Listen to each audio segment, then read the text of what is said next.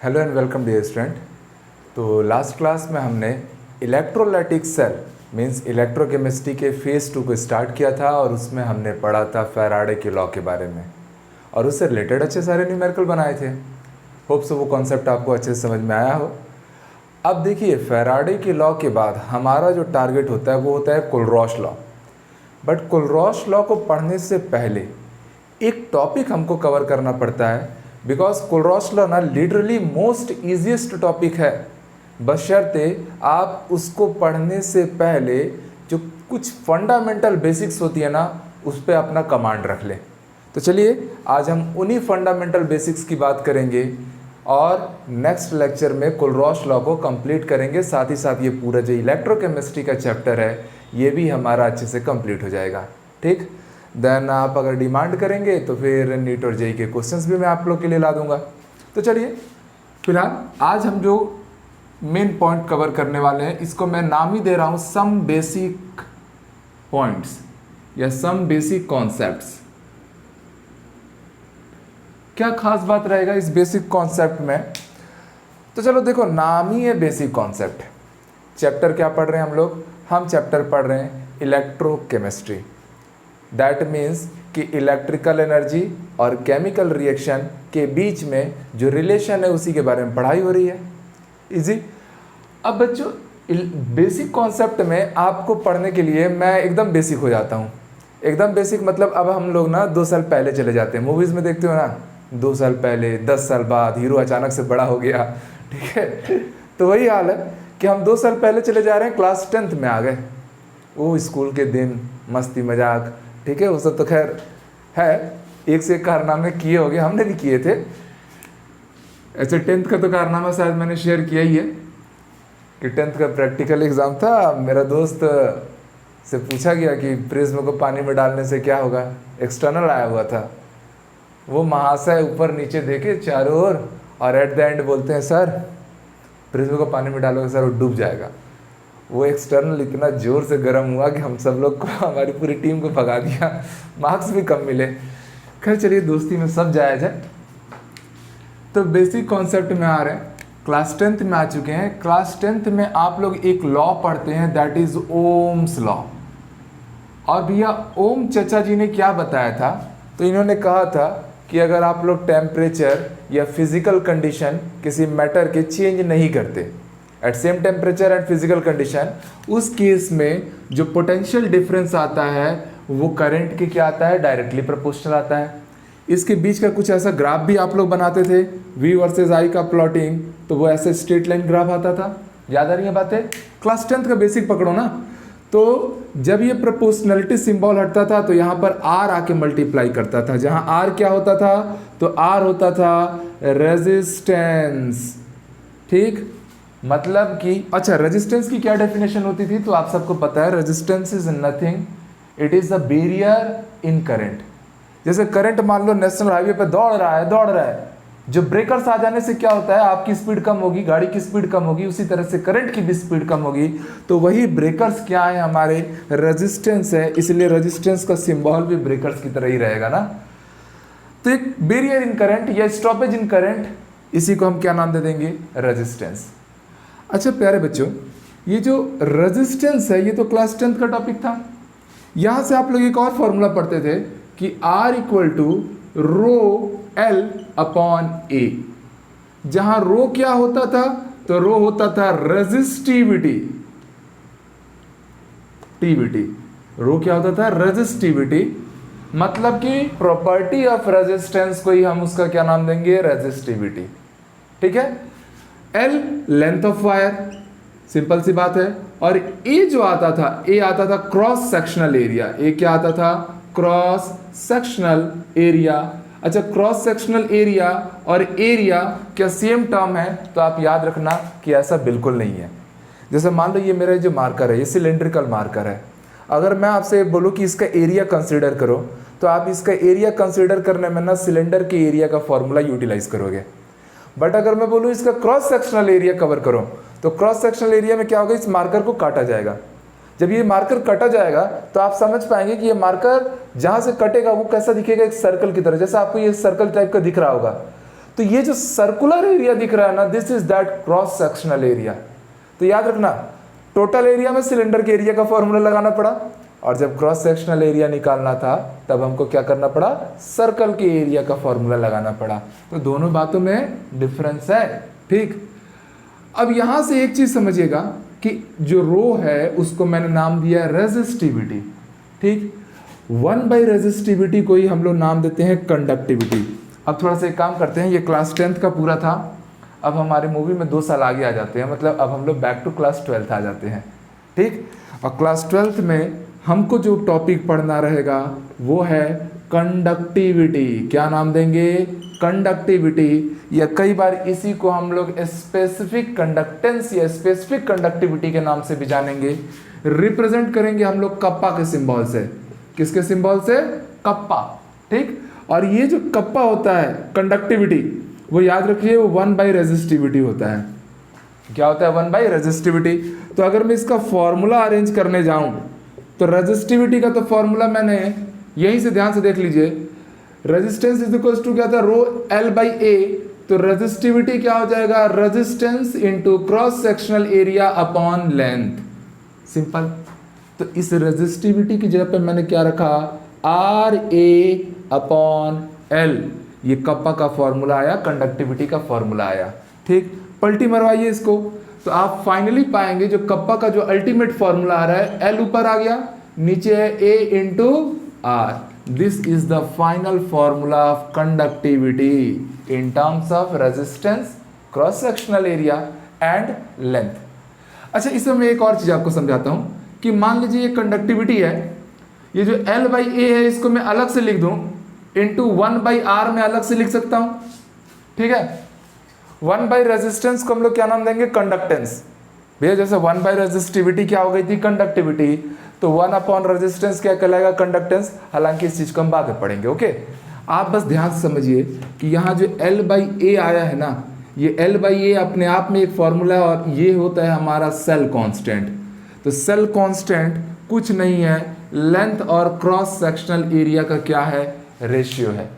तो कुल मिला के आप लोग देख पा रहे हैं कि जो कंडक्टिविटी आ रही है वो क्या आ रही है, cell constant into 1 by R। तो कहने का मतलब हो गया कि जो सेल कांस्टेंट आएगा वो क्या हो जाएगा, कंडक्टिविटी इनटू रेजिस्टेंस। तो कंडक्टिविटी और रेजिस्टेंस की जो प्रोडक्ट आती है वही क्या कहलाती है, सेल कांस्टेंट। ये जितने भी मैंने बॉक्स में चीज़ें बनाई हैं, ये सारे के सारे इंपॉर्टेंट फॉर्मूले हैं ना, ये सब फॉर्मूले हैं, टाइमली हम इनको यूज़ करेंगे। तो आप इनको फिलहाल नोट कर लीजिए। अब उसके बाद हमने कंडक्टिविटी तो जाना, अब हमारा नेक्स्ट टॉपिक जाएगा कंडक्टेंस पे, तो फिलहाल इसको नोट कीजिएगा।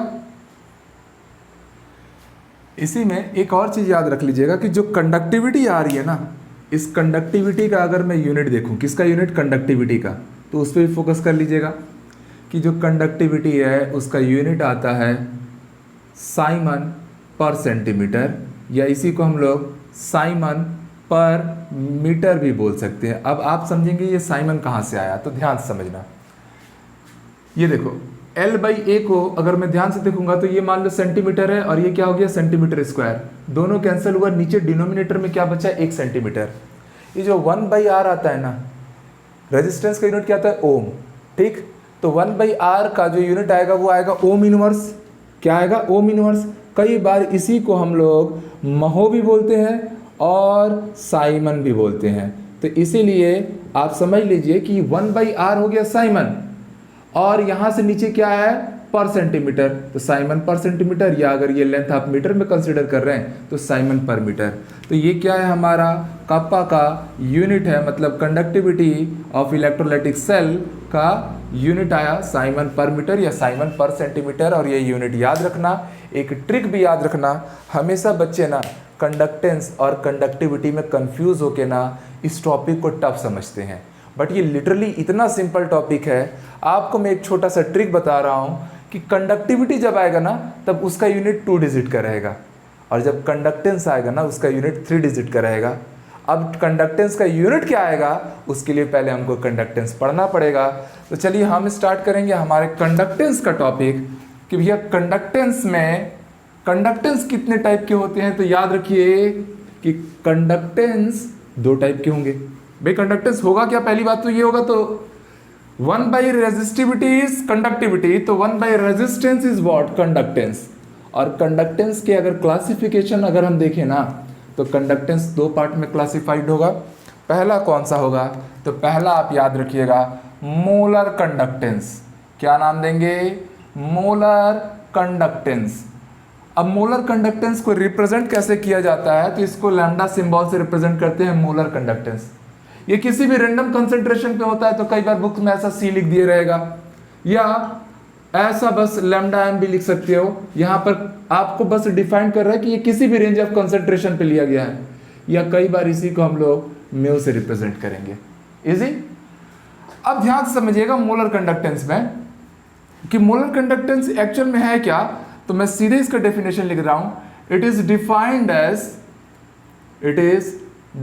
As amount of conductance of all ions, conductance of all ions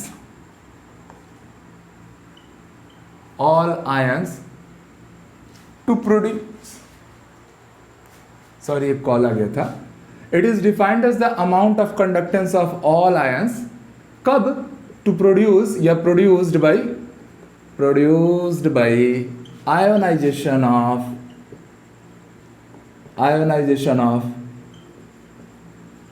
1 gram mole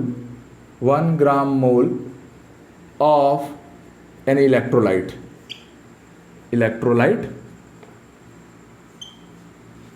in given volume of solution,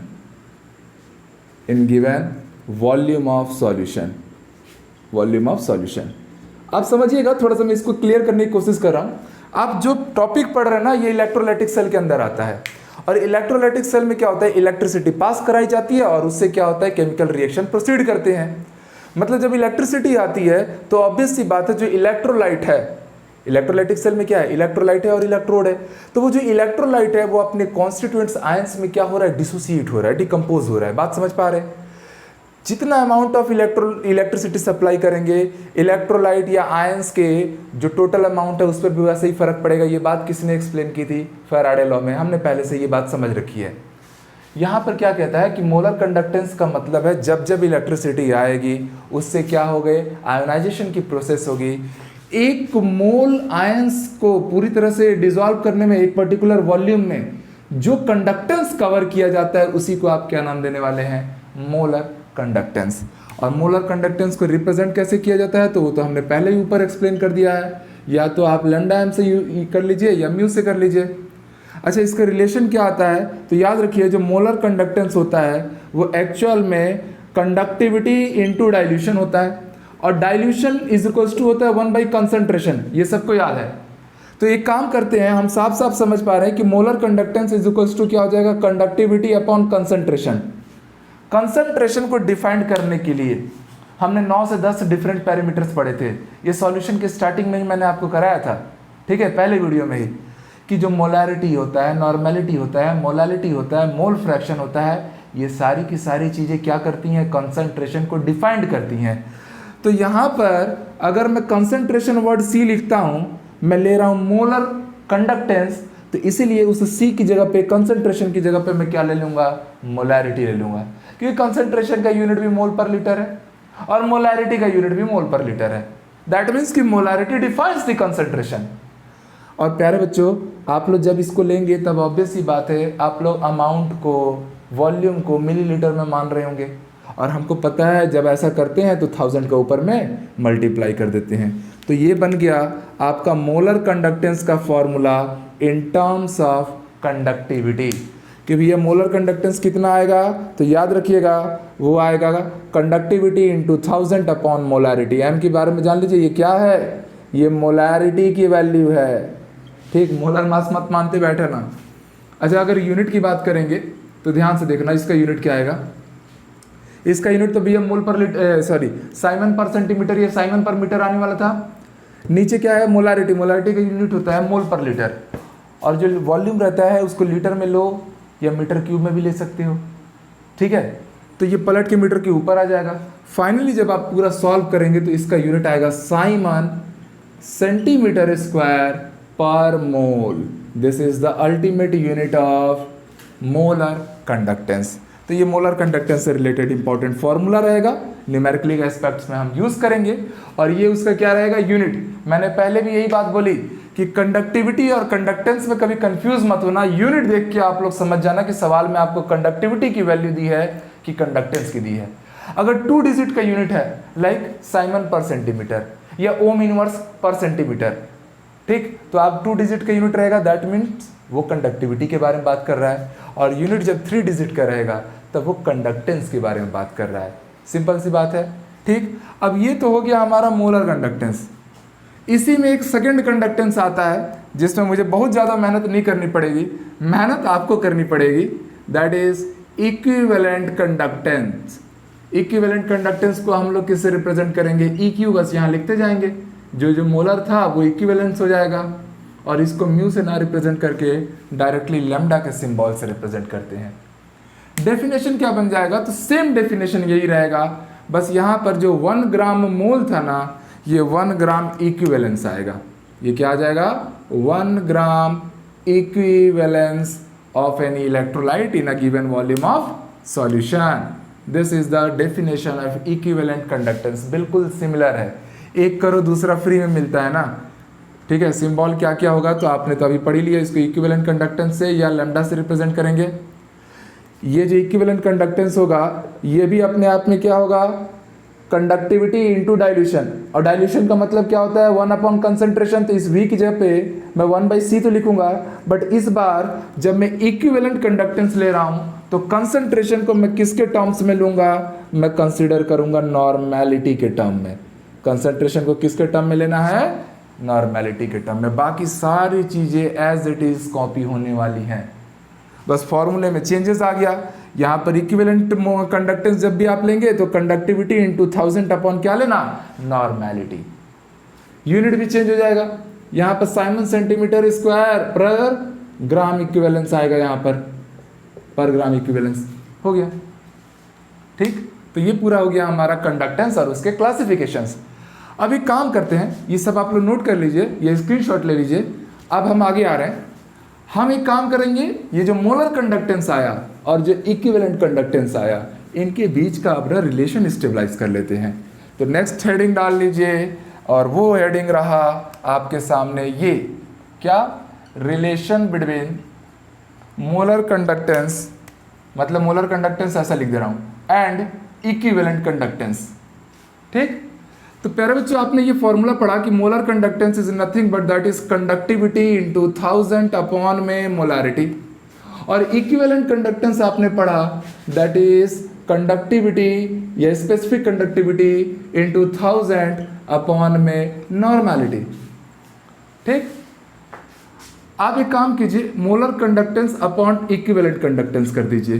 तो भैया मोलर कंडक्टेंस क्या था, कप्पा इंटू 1000 अपॉन मोलारिटी, ये मोलर कंडक्टेंस था, डिवाइडेड बाई इक्विवेलेंट कंडक्टेंस कितना आया है, कप्पा इंटू 1000 अपॉन नॉर्मेलिटी। जब इन दोनों को सॉल्व किया जाएगा, molar conductance upon equivalent conductance, तो वो क्या हो जाएगा, देखिए कप्पा कप्पा घर गया कप्पा, 1000 भी कैंसल, नॉर्मेलिटी पलट के ऊपर आ गया, तो that is normality upon molarity. एक रिलेशन आप सब लोग जानते हैं कि नॉर्मेलिटी इज इक्वल्स टू क्या होता था, n फैक्टर इनटू मोलारिटी, याद आ रहा है सभी को। तो यहाँ पे पुट कर दीजिए, तो आप लोग फाइनली पाएंगे molar conductance upon equivalent conductance is equals to n factor into molarity. Normality की जगह पे मैंने बस ये फॉर्मूला यूटिलाइज किया, divided by molarity, molarity molarity cancel, तो हमें मोलर कंडक्टेंस और इक्विवेलेंट कंडक्टेंस के बीच का रिलेशन मिल गया कि इनका रेशियो किसके इक्वल आता है, n फैक्टर के। कहने का क्या मतलब है कि जो मोलर कंडक्टेंस आएगा वो आएगा n factor into equivalent conductance, ठीक है। ये एक इंपॉर्टेंट रिजल्ट है, और इस रिजल्ट के हेल्प से इतना बढ़िया काम होगा ना कि आपको कभी भी किसी को एक को ही फाइंड करना है। जैसे आप लोग मान लीजिए मोलर कंडक्टेंस अगर फाइंड कर पा रहे हैं तो आपको इक्विवेलेंट कंडक्टेंस को डिटरमाइन करने की कोई नेसेसिटी नहीं है। फॉर एग्जांपल आप समझ लीजिए कि मेरे पास कॉपर सल्फेट टाइप का एक इलेक्ट्रोलाइट है, तो जब मैं इसको डिसोसिएट करूंगा ना तो ये कैसे टूटेगा, Cu+2 और SO4-2। इसके लिए एन फैक्टर आप कितना लेंगे, 2। एन फैक्टर का मतलब ही है जो इलेक्ट्रोड पे जो चार्ज आएगा ना वही आप लोग एन फैक्टर कंसीडर करना। ठीक, मान लीजिए मैंने आपसे बोल दिया कि आप मुझे सिल्वर नाइट्रेट ले लो AgNO3, इसके लिए एन फैक्टर बताओ, तो ये Ag plus of NO3 minus हुआ, यहाँ पर एन फैक्टर की वैल्यू कितनी आ गई, 1। तो फॉर एग्जांपल ऐसे ही मैं बोलता हूँ कि मान लो एक हमारे पास पर्टिकुलर इलेक्ट्रोलाइटिक सेल है, उसके इक्विवेलेंट कंडक्टेंस की वैल्यू 2 यूनिट है और उसके इलेक्ट्रोलाइट में CuSO4 भरा पड़ा है। तो आपसे पूछा जाएगा कि उसका मोलर कंडक्टेंस कितना आएगा, तो आप सीधे समझ गए एन फैक्टर की वैल्यू 2, इक्विवेलेंट कंडक्टेंस की वैल्यू भी कितनी है, 2, तो मोलर कंडक्टेंस कितना आ गया, 4 यूनिट। अगर मैं एसिटिक एसिड की बात करूं या HCl की बात करूं, वहां पर आपको पता है कि एन फैक्टर कितना आएगा, 1 आएगा। HCl कैसे ब्रेक करेगा, H+Cl- एन फैक्टर 1 आएगा। अगर एन फैक्टर 1 आता है तो मोलर कंडक्टेंस और इक्विवेलेंट कंडक्टेंस इन दोनों की वैल्यूज आपस में म्यूचुअली क्या रहने वाली है, इक्वल रहने वाली है। तो ये सारा हो गया कॉन्सेप्चुअल पॉइंट। अब हम न्यूमेरिकल्स लगाएंगे जिससे कॉन्सेप्ट एकदम क्रिस्टल क्लियर हो जाएगा। तो चलिए इसको नोट कर लीजिए, फिर न्यूमेरिकल की बारी। चलिए ये रहे 2 प्यारे प्यारे सवाल आप लोगों के सामने। पहला सवाल में क्या बोल रहा है, क्या कहता है भैया, थोड़ा सवाल पढ़ते हैं, डाटा कलेक्ट करते हैं। कहता है the conductivity of 0.2 molar solution of KCl। भैया मोलारिटी दे दिया, 0.2 मोलर का मतलब क्या हो गया, मोलारिटी दे दिया। ठीक, आगे क्या दिया है हमें दिया है एट 298 केल्विन। ये तो बस ऐसे टेम्परेचर फिक्स कर रहा है। इसकी कंडक्टिविटी देखो, ये साइमन्स पर सेंटीमीटर, ये यूनिट देखते ही मैं समझ गया ना, 2 डिजिट का यूनिट है। दैट मीन्स हमें किसकी वैल्यू दी हुई है, कंडक्टिविटी की, और वो कितनी आ रही है, 0.0248। ये तो 2 का टेबल पढ़ दिया, बड़ा प्यारा सा क्वेश्चन है। फिर तो साइमन पर सेंटीमीटर आपसे पूछ रहे हैं मोलर कंडक्टेंस की वैल्यू कितनी आएगी। तो मोलर कंडक्टेंस कितना आएगा, फॉर्मूला तो याद होना चाहिए, क्या था, कप्पा इंटू 1000 अपॉन में मोलारिटी। Very easy. ठीक, तो भैया यहाँ आप डाटा पुटिंग का बस काम कीजिए। कप्पा की वैल्यू कितनी है, 0.0248 इंटू 1000 डिवाइडेड बाई मोलारिटी कितनी दी थी, 0.2 दी थी। 0.20 को 0.2 ही मानो। अब जब आप इसको सॉल्व कर रहे होंगे तो आप पाएंगे यहाँ पर 30 है, तो 3 डिजिट बाद के पॉइंट लगा दीजिए, तो दिस इज 24.8 अपॉन 0.2। तो ये आप लोग का आ रहा है मोलर कंडक्टेंस की वैल्यू। तो मोलर कंडक्टेंस जब इसको सॉल्व करेंगे आप, इस 0.2 को मैं 2/10 लिख सकता हूँ, और वो 10 पलटी मार के जब ऊपर आएगा तो मल्टीप्लाई करेगा। तो 24.8 में जब 10 मल्टीप्लाई हो जाएगा तो this is 248 upon 2 means 124 unit क्या होगा, साइमन सेंटीमीटर स्क्वायर पर मोल। Very easy. ये क्या आ गया हमारा, मोलर कंडक्टेंस की final value for this particular question. अच्छा, अगर इसी में इक्विवेलेंट कंडक्टेंस बोल देता तो हम तो समझ रहे थे कि हमारा कंपाउंड क्या दिया है, KCl, और KCl का मतलब ही ये K+ और Cl- में डिसोसिएट होता। दैट मीन्स कि एन फैक्टर 1 आता, और अगर एन फैक्टर 1 आता तो जो मोलर कंडक्टेंस की वैल्यू आई है वही इक्विवेलेंट कंडक्टेंस की वैल्यू भी आएगी। हाँ, जो इसका यूनिट है वो चेंज हो जाएगा। यहाँ साइमन्स पर सेंटीमीटर स्क्वायर था ना, साइमन नहीं, सेंटीमीटर स्क्वायर पर इक्विवेलेंस आ जाएगा। ठीक, तो ये था आपका सवाल, बिल्कुल भी फॉर्मूला ओरिएंटेड और इजीली सॉल्यूबल। सेम अब चलो सेकंड क्वेश्चन है। सेकंड क्वेश्चन को आप लोग, तब तक मैं इधर रब करता हूँ, इसको नोट कर लीजिए, और इस क्वेश्चन को आप लोग ट्राई कीजिए, और मैं इसको गायब कर देता हूँ। ये देखिए, ये हो गया छू मंतर, हो जाए छू मंतर, हो गए। ठीक, क्या दिया है तो तबीयत खराब चल रहा है आजकल।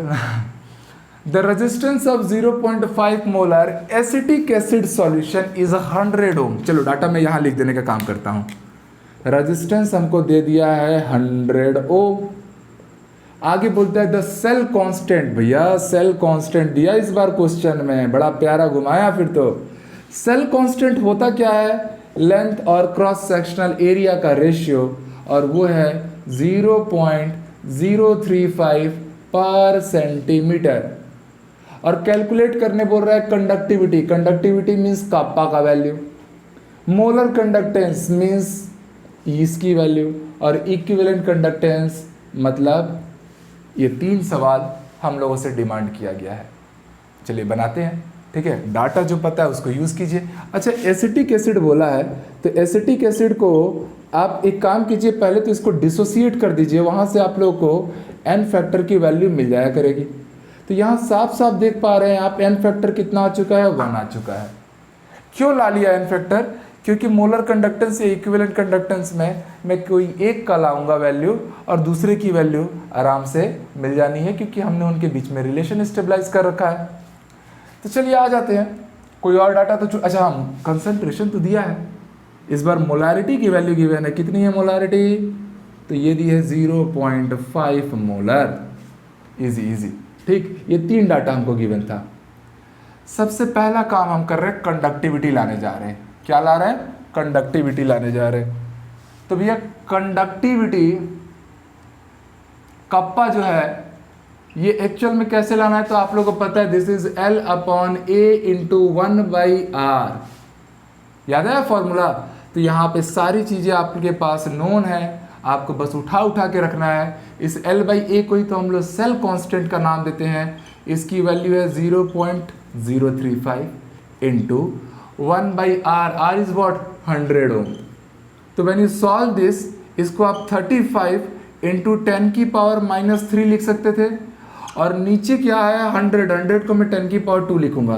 तो finally when I solve it, मुझे कप्पा की जो फाइनल वैल्यू आएगी, ये 10⁻² ऊपर जाके -2 हो जाएगा ना, तो ये 35 × 10⁻³ × 10⁻² होगा।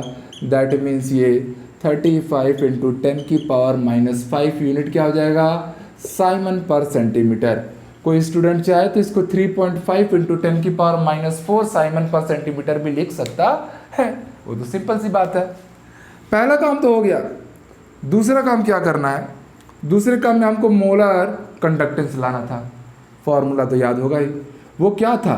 Kappa × 1000 molarity.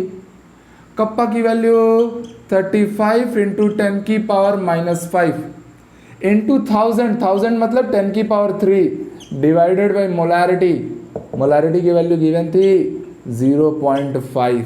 तो व्हेन आई सॉल्व इट, मुझे मिलेगा 35 × 10⁻⁻²। अच्छा, ये 0.5 को मैं 5 × 10⁻⁻1 लिख रहा हूँ ना। क्यों? क्योंकि ये 5 और ये 35 तो कैंसिल हो गया 7 में, और ये 10⁻⁻1 ऊपर जाके हो गया +1, जो फाइनली हम लोग को क्या देने वाला है? 10⁻² × 10⁻+1 बचेगा 10⁻−1। तो मोलर कंडक्टेंस की एग्जैक्ट वैल्यू आ गई 0.7 यूनिट साइमन सेंटीमीटर स्क्वायर पर mole. This was the molar conductance. Third question आपसे क्या पूछा गया है? थर्ड क्वेश्चन आपसे डिमांड किया गया था इक्विवेलेंट कंडक्टेंस का। ये 2 तो हो गए हमारे। इक्विवेलेंट कंडक्टेंस आपने रिलेशन पढ़ा है कि molar conductance is what? n factor into equivalent conductance. Means equivalent conductance is nothing but that is molar conductance upon में n फैक्टर। बिकॉज यार n फैक्टर की वैल्यू कितनी है? 1 है। तो जब n फैक्टर की वैल्यू ही 1 है, तो आप यहाँ से सीधे समझ गए कि अगर n फैक्टर 1 होता है तो जो वैल्यू मोलर कंडक्टेंस की आती है वही इक्विवेलेंट कंडक्टेंस की भी आती है। तो फाइनली इसका आंसर कितना आ जाएगा? इसका भी आंसर आएगा 0.7 साइमन सेंटीमीटर स्क्वायर पर इक्विवेलेंस या पर ग्राम इक्विवेलेंस। तो ये पूरा का पूरा क्वेश्चन कब कौन सा फॉर्मूला कहाँ एग्जीक्यूट करना है, और एकदम फॉर्मुलेटिक इजी टाइप के क्वेश्चन होते हैं। होप सो ये पूरा सवाल आपको सही से समझ में आया। इसको आप स्क्रीनशॉट ले लीजिए, नोट कर लीजिए, फिर 1-2 और क्वेश्चन देखते हैं। चलिए डियर स्टूडेंट, तो ये एक छोटा सा क्वेश्चन हमारे सामने आ चुका है। क्या कह रहा है? The electrical resistance of a column of 0.05 molar NaOH solution of diameter 1 centimetre and length 50 centimetre. इस बार का क्वेश्चन थोड़ा अलग है। इस बार क्वेश्चन लेंथ और डायमीटर में बात कर रहा है, तो कंफ्यूज मत हो जाइए। ऐसे जो स्टैंडर्ड क्वेश्चन रहते हैं या जो जेईई में क्वेश्चन आते हैं, वो आपको कंफ्यूज मात्र करने के लिए ज़बरदस्ती अलग अलग टर्मिनोलॉजी यूज़ करेगा ना, पर घबराना है नहीं, हमको जो डाटा दिया है उसको कलेक्ट करने से मतलब है। तो पहली लाइन में तो हमको डाटा मिल गया कंसंट्रेशन, उसकी मोलारिटी मिल गई है कितनी 0.05 मोलर, और क्या मिला है, और हमें लेंथ मिला है 50 सेंटीमीटर, वेरी इजी।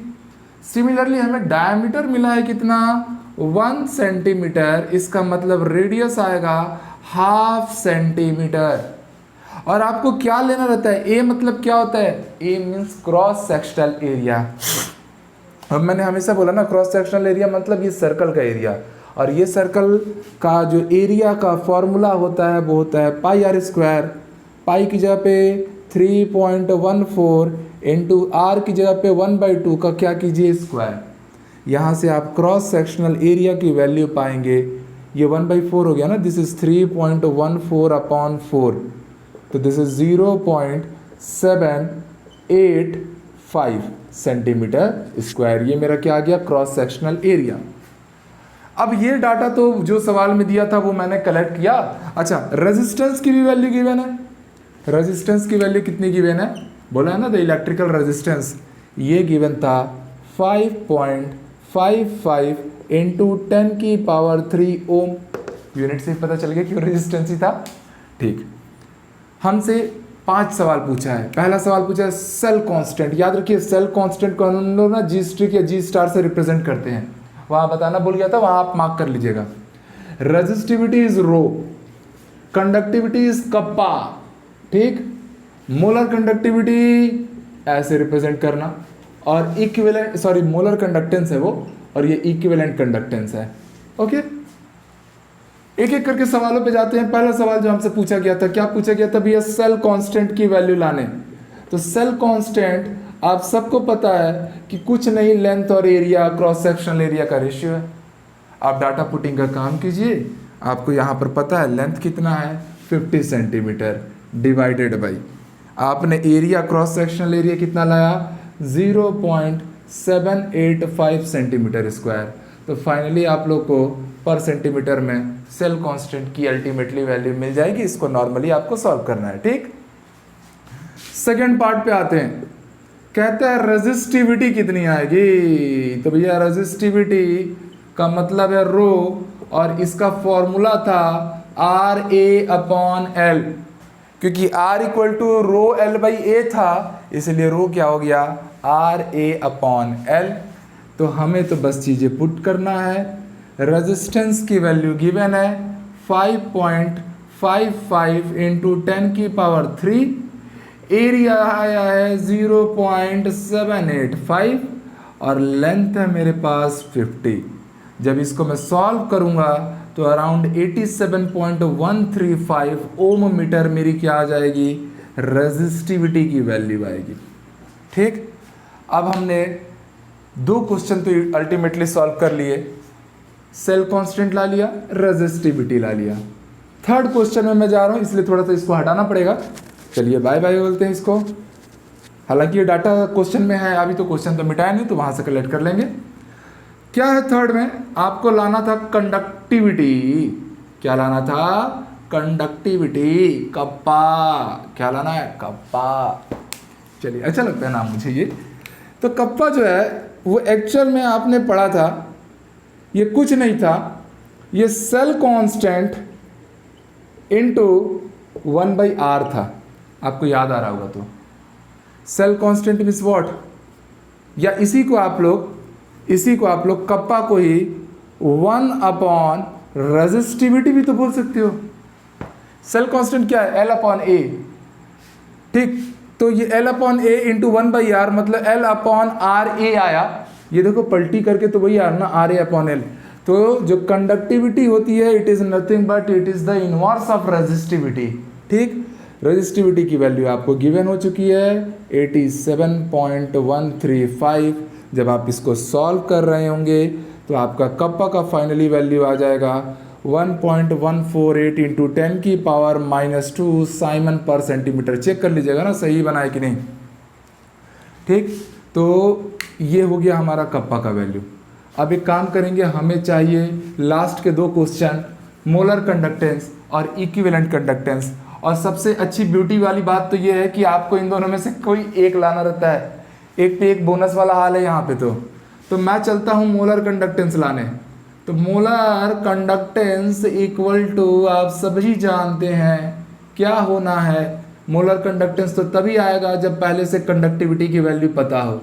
तो kappa into 1000 upon molarity, kappa का वैल्यू 1.148 इंटू 10⁻⁻2 इंटू 1000 को मैं मल्टीप्लाई किया 10⁻3 और मोलारिटी गिवन थी ये 0.05 मोलर। तो व्हेन आई सॉल्व दिस तो आप ये पाएंगे 1.148 इंटू, यहाँ से आ गया 10⁻+1, नीचे हो गया 5 इंटू 10⁻⁻2। ठीक, तो इसको 10⁻⁻2 को ऊपर ला दो तो 1.148 अपॉन 5 इंटू 10⁻1 है और ये 2 ऊपर आया तो टोटल 10 हो गया 3। इजी, इसको सॉल्व करेंगे आप तो ये आएगा 0.10 फिर 2 फिर कितना हो गया 96, ठीक 45 हो गया था इंटू 10 की पावर कितना 3। तो फाइनली आप पाएंगे 229.6 साइमन सेंटीमीटर स्क्वायर पर मोल। ये किसकी वैल्यू आ गई, मोलर कंडक्टेंस की वैल्यू आ गई। Very easy. और एक बार मोलर कंडक्टेंस की वैल्यू आपको मिल गई तो अगले लाइन में आपको इक्विवेलेंट कंडक्टेंस भी मिलने वाली है। इसको हटा दे रहा हूं मैं, ये चलो यहीं पे 5th नंबर इंक्लूड कर लूं कि अगर मुझे इक्विवेलेंट कंडक्टेंस चाहिए तो वो एक्चुअल में मोलर कंडक्टेंस अपॉन क्या है, एन फैक्टर। एन फैक्टर कहाँ से जस्टिफाइड होगा, तो जो आपको इलेक्ट्रोलाइट दिया है, कौन सा दिया है, NaOH दिया है। NaOH नाम लेते ही आप लोग समझ गए कि यहाँ पर Na+ और OH- में डिकम्पोजिशन होना है। इसका मतलब कि एन फैक्टर की वैल्यू कितनी आ गई 1।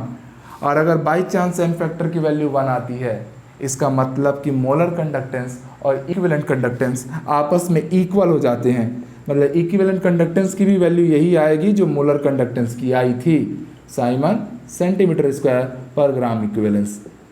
ठीक, इसको बस थोड़ा सा करेक्ट कर लीजिएगा, इसका यूनिट बस चेंज कर दीजिएगा, बाकी वैल्यू तो वही रहेगी बिकॉज एन फैक्टर की वैल्यू कितनी आई है 1। तो ये बड़ा प्यारा सा क्वेश्चन था। हमने जितनी भी चीज़ें आज के लेक्चर में पढ़ी उन सभी से रिलेटेड न्यूमेरिकलिक पॉइंट ऑफ व्यू से भी बातें हो गई। तो ये सारी चीज़ों को आप लोग नोट करके रखिए और एक दो बार रिकॉल कीजिए और ऐसे ही क्वेश्चंस को ढूंढ कर बनाइए।